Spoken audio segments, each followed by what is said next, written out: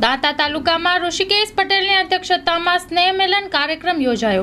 કોંગ્રેસ પર વર્ષીય મંત્રી અને 200 થી વધુ કાર્યકર્તાઓ કોંગ્રેસથી ભાજપમાં જોડાયા। ભારતીય જનતા પાર્ટીમાં કેટલાય ગામોના લગભગ 20 થી 25 ગામોના યુવાનો અને જે મજબૂત આગેવાનો કહેવાય આદિવાસી સમાજના એવા લોકો પણ હવે વિકાસને સમજ્યા છે અને આગામી સમયમાં ફરીથી એક વખત ત્રીજી વખત વડાપ્રધાન મોદી સાહેબ પ્રધાનમંત્રી બનવા જઈ રહ્યા છે। ત્યારે આ વિકાસની રાહમાં અને સાથે જે લોકો શક્તિઓનો હાસ કરવાનું જેમને બીડું ઝડપ્યું છે એવા લોકોને જવાબ આપવા માટે આજે શક્તિધામ અંબાજીમાં આજે ખૂબ મોટો કાર્યક્રમ સમાજના બધા લોકો આજે અહીંયા જોડાયા અને ખૂબ મોટી સંખ્યામાં નિર્ધાર વ્યક્ત કર્યો કે આવતી સમયે દાંતા એનો ભૂતકાળ ભૂલી અને ભવ્યતા તરફ આગળ વધશે।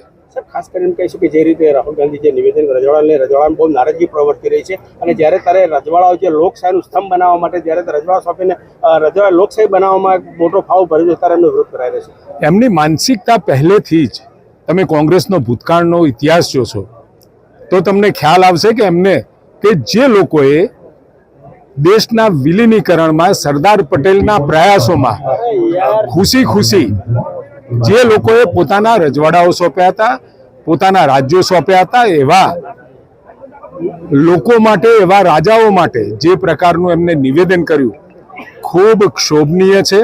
આ એમની માનસિકતા બતાવે છે। આ નિવેદન કંઈ આજકાલનું નથી પરંતુ એમના લોહીમાં વણાયેલું ને ભૂતકાળમાં એમના એક્શનો દ્વારા આ વાત આપણને જોવા મળેલી છે। સર ખાસ કરીને આપણે જે ડેન્ગ્યુનો જે સ્લોગન આપ્યું છે સોરી કોરોનાનો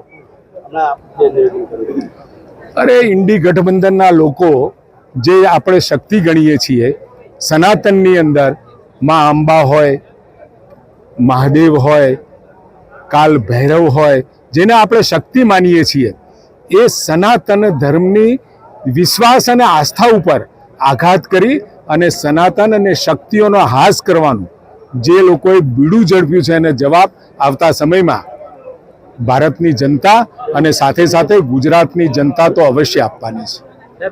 સતત 3 વખતથી વિધાનસભામાં આ વિસ્તારમાં કોંગ્રેસ આવે છે તો આ વિસ્તાર માટે કોઈ ખાસ આયોજન? મેં કહ્યું એમ આદરણીય નરેન્દ્રભાઈ મોદી સાહેબ ત્રીજી વખત વડાપ્રધાન બની રહ્યા છે એટલે સ્વાભાવિક આ જે એનો દાંતાનો ભૂતકાળ હતો તમે ચોક્કસ જૂન 4 તારીખે એને ભવ્યતા તરફ જતો જોઈ શકશો।